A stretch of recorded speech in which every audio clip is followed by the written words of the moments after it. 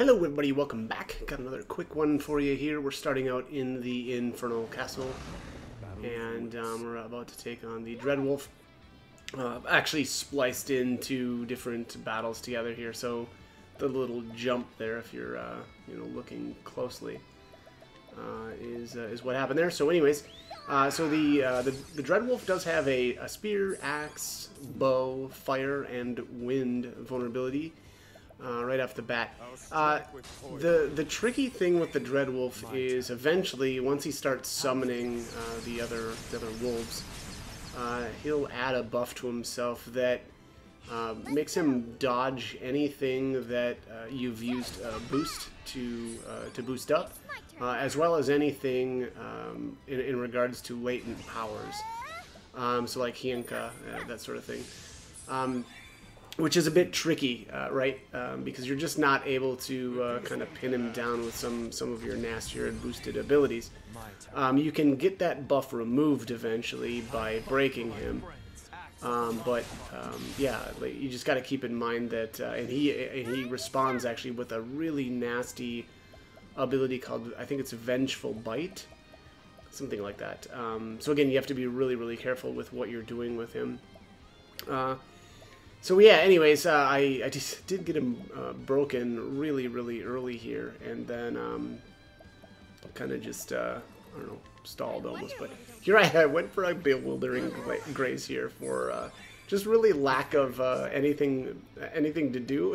And then I got my defenses wrecked because I did that. So that is a skill that is not very good, and exactly for that reason. And it really shouldn't have messed around with that this time around. But oh well.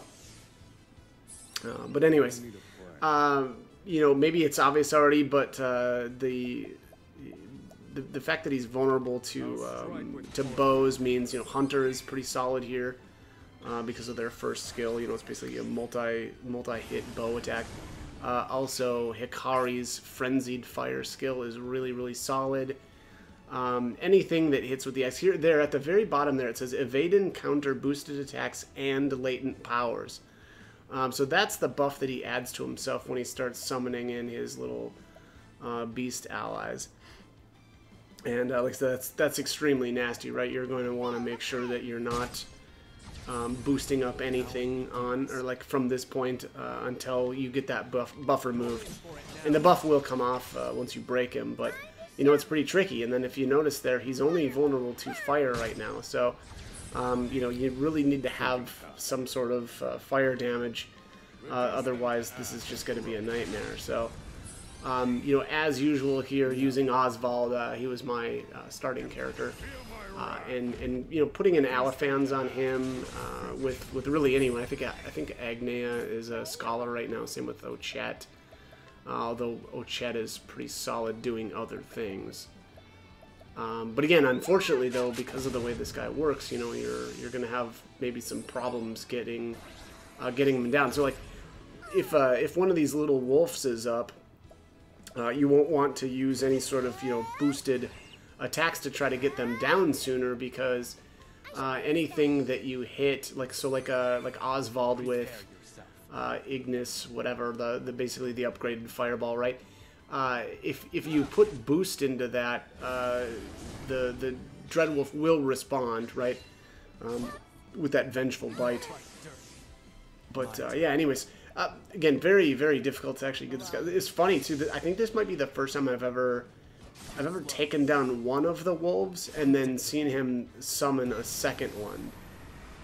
So, very odd to actually see that happen, but I guess I probably just stalled a little too much, right? And then I wasn't getting enough damage in on these wolves. I could have, hit the little wolves with probably something from Hikari to get them down a little bit quicker, but anyways. Also, the Dreadwolf now is charging.